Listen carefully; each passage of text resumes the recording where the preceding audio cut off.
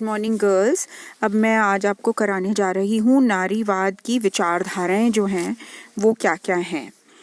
तो इसके अंतर्गत पहली विचारधारा जो नारीवाद की है वह है उदार नारीवाद। तो उदार नारीवाद जो है वो मैरी वुलस्टोनक्राफ्ट ने अपनी जो पुस्तक है vindication of the rights of women उन्होंने 1792 में लिखी थी और उसमें स्त्रियों को पुरुषों के समान राजनीतिक, सामाजिक, कानूनी तथा शैक्षणिक क्षेत्रों में समान अधिकार देने का समर्थन किया था। उसी तरीके से जे.एस. मिल और हैरियट टेलर और नाओमी वुल्फ और एलिजाबेथ डोल, इन सब ने भी उदारवादी विचारकों की भूमिका निभाई है और इसी तरीके के विचार हमारे सामने रखे हैं।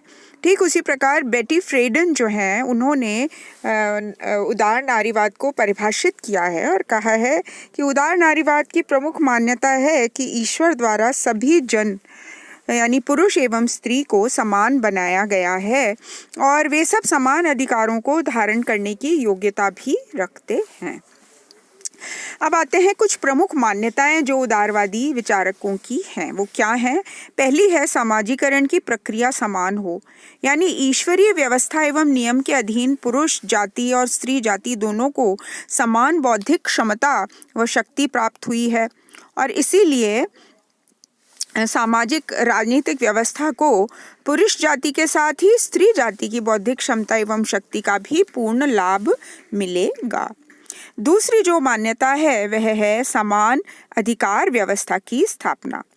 इसके अंतर्गत हम ये कह सकते हैं कि सामाजिक, आर्थिक व राजनीतिक क्षेत्रों में समान अधिकार दोनों को प्राप्त होने चाहिए और दूसरी बात समान अवसर भी प्राप्त होने चाहिए, यानी अधिकार एवं अवसर दोनों ही समान होने चाहिए और स्त्रियों को भी सामाजिक राजनीतिक व्यवस्था के सभी जो पहलू हैं, क्षेत्र हैं, उसमें अपने इच्छा अनुसार चयन करने की वास्तविक स्वतंत्रता होनी चाहिए। तीसरी जो मान्यता है वह है पितृसत्ता के प्रति दृष्टिकोण। तो उदार नारीवाद पितृसत्ता की धारणा का जड़ से नाश नहीं करना चाहता है, बल्कि उसकी मान्यता है कि विभिन्न उपायों द्वारा पितृसत्ता के कुप्रभाव को समाप्त किया जाए और उन्होंने कुछ उपाय भी बताए हैं कि कैसे किया जाए। उन्होंने कहा है कि जो समाजीकरण की प्रक्रिया की व्यवस्था, संपूर्ण सामाजिक राजनीतिक व्यवस्था में दोनों के लिए समान अधिकारों की व्यवस्था तथा इन अधिकारों के उपयोग के लिए दोनों को समान अवसर मिलने चाहिए। और चौथी जो मान्यता है वह है विधायी या कानूनी साधन में विश्वास, यानी जो उदारवादी हैं वो ये कहते हैं कि क्योंकि ये राजनीतिक दर्शन पर आधारित है, इसलिए उदार नारीवाद की कानून की शक्ति तथा कानून के शासन में गहरी आस्था है और इसने प्रयत्नपूर्वक विभिन्न देशों की लोकतांत्रिक व्यवस्थापिकाओं के माध्यम से ऐसे कानून बनवाए हैं जो स्त्रियों के हितों की रक्षा करने में सक्षम हैं। अब दूसरा जो प्रकार है वह है उग्र बौद्धिक नारीवाद। उग्र बौद्धिक नारीवाद क्या होता है?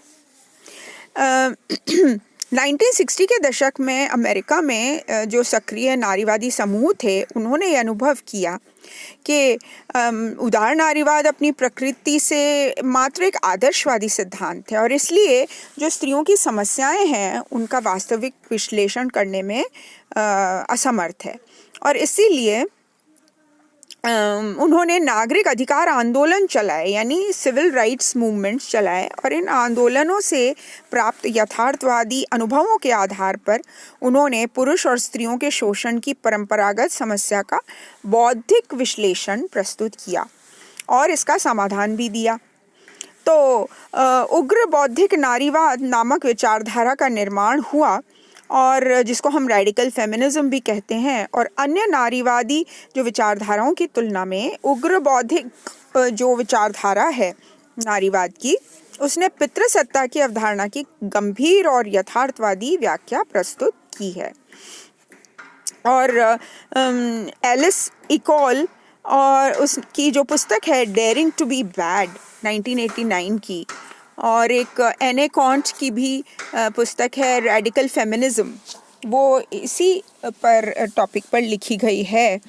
अब आते हैं हम इसके कुछ जो प्रमुख विशेषताएं या मान्यताएं हैं वो क्या हैं। पहली है अपनी प्रकृति से यथार्थवादी विचारधारा है ये, यानी उग्र बौद्धिक नारीवाद अपनी प्रकृति से एक यथार्थवादी विचारधारा है।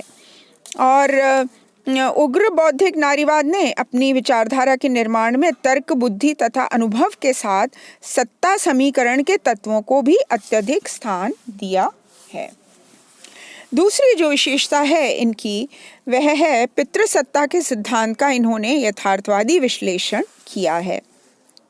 तो इसके अंतर्गत इन्होंने एक तो पितृसत्ता का जो सिद्धांत है वो मात्र पुरुष जाति के दंभ और अहंकार को प्रदर्शित करता है ऐसा कहा है, और इसलिए यह सिद्धांत तथ्यहीन और भ्रमपूर्ण है। फिर यह सिद्धांत अपनी मूल प्रकृति से एक शक्ति सिद्धांत है और पुरुष जाति ने इस सिद्धांत की मदद से स्त्री जाति का शोषण किया है। और केट मिलेट ने पितृसत्ता के सिद्धांत को पुरुष द्वारा स्त्री की अधीनता व उत्पीड़न का मूल कारण भी बताया है। और इसी संदर्भ में पितृसत्ता के सिद्धांत ने योनि आधारित श्रम विभाजन के सिद्धांत को जन्म दिया, जो संपूर्ण सामाजिक व्यवस्था में पुरुष द्वारा स्त्री के स्थायी उत्पीड़न के लिए उत्तरदायी है। फिर उग्र बौद्धिक नारीवाद के अनुसार समाजीकरण की जो ये प्रक्रिया है अपनी प्रकृति से अन्यायपूर्ण है, क्योंकि बचपन से ही स्त्री तथा पुरुष के लालन पालन में स्वतंत्रता की सीमा में गंभीर ये अंतर करती है। और पितृसत्तात्मक सिद्धांत ने सभ्यता व संस्कृति के विकास पर प्रतिकूल या नकारात्मक प्रभाव भी डाला है। तो क्योंकि इस सिद्धांत के अंतर्गत पुरुष जाति ने जिस विश्व सभ्यता व संस्कृति को जन्म दिया है वह शक्ति पर आधारित विध्वंसात्मक मूल्यों वाली है।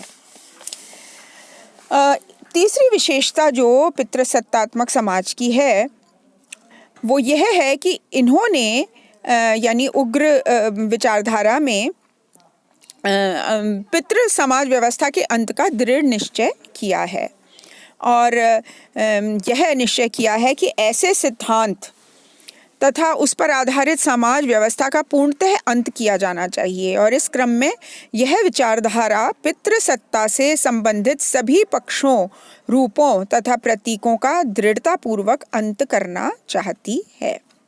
फिर चौथी जो विशेषता या मान्यता है वह है स्त्री एवं पुरुष में विभेदकारी जीव वैज्ञानिक शोध का विरोध, यानी उग्र बौद्धिक नारीवाद ने जीव विज्ञान की ऐसी परंपरागत खोजों का विरोध किया है जो जन्म से ही स्त्री व पुरुष के मन व मनोवृत्तियों में अंतर बताती हैं, और इस आधार पर न केवल स्त्री व पुरुष के व्यक्तित्वों में अंतर प्रकट करती हैं अपितु स्त्री योनि की तुलना में पुरुष योनि की श्रेष्ठता को भी स्थापित करती हैं। पांचवी जो मान्यता है वह है स्त्री प्रधान नई सामाजिक संस्कृति के निर्माण का संकल्प। ये लोग ऐसी सामाजिक संस्कृति के निर्माण का संकल्प लेना चाहते हैं और ये लेते हैं जिसके अंतर्गत स्त्री जाति के उत्पीड़न का पूर्ण रूप से अंत हो, और इस दृष्टि से सामाजिक संस्कृति को ये समाप्त करने के पक्षधर हैं जिसमें कि पितृसत्तात्मक सामाजिक व्यवस्था टिकी हुई है। तो इस तरीके से ये थी मान्यताएं उग्र नारीवाद की। और अब हम आते हैं मार्क्सवादी दृष्टिकोण की के यानी संदर्भ में उत्तर आधुनिक नारीवाद के अंतर्गत जो तीसरी विचारधारा है वो क्या है। तो उत्तर आधुनिक नारीवाद क्या है। एमेलिया जोन्स जो हैं उनका ये मत है कि उग्र बौद्धिक नारीवाद पूर्णतः कठोरवादी विस्तृत विचारधारा थी और यह अपनी मान्यताओं एवं विचारों में से किसी भी प्रकार के सामयिक परिवर्तन या संशोधन की विरोधी थी, और इसके इस दोष का विरोध करते हुए प्रमुख नारी चिंतकों ने 1980 यानी 1980s व 90s के दशकों में उत्तर आधुनिक नारीवाद नामक नई विचारधारा का विकास किया। तो इसके अंतर्गत नारीवाद के निर्माण में वैचारिक अनेकता के महत्व को स्वीकारा गया और उत्तर आधुनिक नारीवाद की शुरुआत संपूर्ण उग्र बौद्धिक नारीवाद के विरोध के लिए हुई थी, किंतु अपनी विवेकपूर्ण अनेकत्ववादी प्रकृति के आधार पर इसने उग्र बौद्धिक नारीवाद के भी कुछ विचारों एवं मान्यताओं को स्वीकार किया है। और आज उत्तर आधुनिक नारीवाद विश्व स्तर पर स्त्री मात्र की समस्याओं के प्रति एक समर्पित चिंतन एवं आंदोलन है। एलिस जैंडिन ने कहा है कि स्त्रियों द्वारा तथा स्त्रियों के लिए अध्ययन एवं क्रियाशीलता जो है वो केंद्रीय दृष्टिकोण है उत्तर आधुनिक नारीवाद का। अब इसकी प्रमुख मान्यताएं क्या हैं? इसकी प्रमुख मान्यताएं हैं, पहली, विश्व स्तर की समस्याओं का सामान्य अध्ययन होता है इस विचारधारा के द्वारा, यानी जो भी बलात्कार, घरेलू हिंसा, वेश्यावृत्ति, अशिक्षा, पैतृक संपत्ति में उत्तराधिकार, इन सारी समस्याओं का जो है हल ढूंढने की कोशिश इन्होंने की है इसके अंतर्गत। दूसरी मान्यता, गैर पाश्चात्य देशों की विशिष्ट समस्याओं का अध्ययन, यानी अफ्रीका तथा एशिया महाद्वीप के विभिन्न जो क्षेत्र हैं उनमें पाई जाने वाली विशिष्ट जो समस्याएं हैं स्त्रियों से संबंधित, उनके बारे में भी हल ढूंढने की कोशिश की गई है। फॉर एग्जाम्पल, दक्षिण एशिया के कुछ इलाकों में धार्मिक, सांस्कृतिक एवं सामाजिक क्षेत्रों में जो कुप्रथाएं प्रचलित हैं उसके कारण स्त्रियों को दोयम दर्जे का स्थान दिया गया है और इसी दृष्टि से उन्होंने इसको समाप्त करने की पेशकश की है। फॉर एग्जाम्पल, पर्दा प्रथा, स्त्री की शिक्षा की उपेक्षा और उसके लिए नियंत्रित पाठ्यक्रम की व्यवस्था। सिमिलरली, बालिका भ्रूण हत्या, दहेज संबंधी हत्या और मेहर की राशि की प्राप्ति के बिना तलाक की स्वीकृति इत्यादि। एक और एग्जाम्पल है, एफ्रो एशिया महाद्वीप के जो भी भाग हैं वहाँ पे विभिन्न रूपों में आधुनिकतावाद एवं परंपरावाद के बीच संघर्ष चल रहा है और यहाँ पर ऑनर किलिंग की भी बातें हो रही हैं। तो इस बारे में ये बात है कि आधुनिकतावाद तथा परंपरावाद के आपसी संघर्ष का जो तनावपूर्ण प्रभाव नारी के जीवन पर दिखता है और इससे नारी के जीवन में जो समस्याएं उत्पन्न होती हैं उसके विशेष अध्ययन की बात उत्तर आधुनिक नारीवाद ने की है। तीसरी जो मान्यता है वह है कि अपनी प्रकृति से यह नारीवाद अनेकत्ववादी है, यानी उत्तर आधुनिक नारीवाद ने अपने सिद्धांत की रचना के संदर्भ में इस वास्तविकता को स्वीकारा है कि लैटिन अमेरिका, अफ्रीका और एशिया महाद्वीप में से प्रत्येक के स्त्री समाज की स्थानीय समस्याएं एक दूसरे से पर्याप्त मात्रा में भिन्न हैं, यानी अलग अलग क्षेत्रों की समस्याएं भिन्न भिन्न हैं।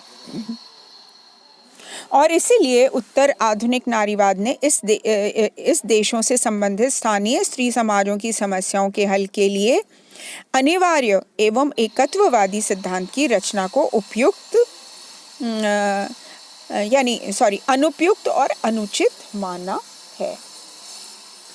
फिर स्त्री जाति के सशक्तिकरण पर बल, यानी उत्तर आधुनिक नारीवाद ने अपनी स्त्री सशक्तिकरण की जो अवधारणा है उसमें प्रमुख रूप से जो कुछ मान्यताओं को स्वीकारा है वे हैं, स्त्री जाति में आत्मसम्मान की चेतना जागृत की जानी चाहिए और ऐसे सभी उपाय एवं प्रबंध किए जाने चाहिए जो स्त्री जाति को परंपरागत शोषण एवं उत्पीड़न से मुक्ति दिलाने में सहायक हों। तो एक और जो विशेषता है वो यह है उत्तर नारीवाद की कि पूर्ववर्ती नारीवाद विचारधाराओं के प्रति विवेकपूर्ण दृष्टिकोण और अपनाने की बात करता है, यानी अपने से पूर्ववर्ती नारीवादी विचारधाराओं के प्रति उत्तर आधुनिक नारीवाद का दृष्टिकोण विवेकपूर्ण है।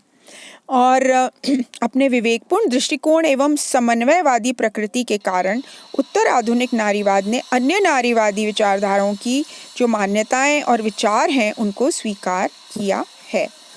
फॉर एग्जाम्पल उग्र बौद्धिक नारीवाद, उदार नारीवाद में जो निहित विधायी सक्रियता के सिद्धांत को अपनाया है, और सांस्कृतिक नारीवाद द्वारा जो स्त्री की मर्यादा से संबंधित विचार हैं उसको अपनाया है इत्यादि। छठी मान्यता जो है वह है स्त्री व पुरुष के आपसी संबंधों के बारे में रचनात्मक दृष्टिकोण। यानी स्त्री व पुरुष के आपसी संबंधों के बारे में इन्होंने दोनों को समान पद दिए हैं और समान ही माना है। और जब स्त्री व पुरुष परस्पर समान पदी, अनुपूरक तथा सहज साथी हैं तो उनके आपसी संबंध भी मानवोचित एवं सुनिश्चित मूल्यों पर आधारित होने चाहिए, ऐसा उनका मानना है। प्लस एक और जो मान्यता है वह है विवाह, मातृत्व, परिवार तथा समाज संबंधी विचारधारा। और उसके अंतर्गत इन्होंने कहा है कि विवाह नामक संस्था जो है उसकी निरंतरता और सृष्टि के विकास क्रम की दृष्टि से आधारभूत महत्व की संस्था है ये विवाह नामक संस्था। दूसरी बात उन्होंने कही है, मातृत्व की भावना एवं शक्ति स्त्री के लिए बोझ नहीं है, बल्कि ये तो एक प्राकृतिक चीज़ है और सहज है, और इसकी सत्ता की विशेषता है तथा संपूर्ण मानव जाति के अस्तित्व के लिए अनिवार्य भी है। तीसरी बात उन्होंने कही है, उत्तर आधुनिक नारीवाद का मत है कि विवाह नामक औचित्यपूर्ण संस्था से परिवार की उत्पत्ति होती है, इसलिए परिवार भी एक औचित्यपूर्ण संस्था है। और चौथी बात, उत्तर आधुनिक नारीवाद ने समाज को स्वयं में एक औचित्यपूर्ण संस्था बताया है और मानव सभ्यता और संस्कृति की रक्षा और प्रगति के लिए भी ये अनिवार्य संस्था है। तो इस प्रकार मैंने आपको आज जो काइंड्स यानी जो विचारधाराएं हैं विभिन्न नारीवाद के संबंध में वो आपको मैंने कराई हैं। ठीक है, तो हम अब आगे और कंटिन्यू करेंगे इसी नारीवाद को। Thank you for today girls.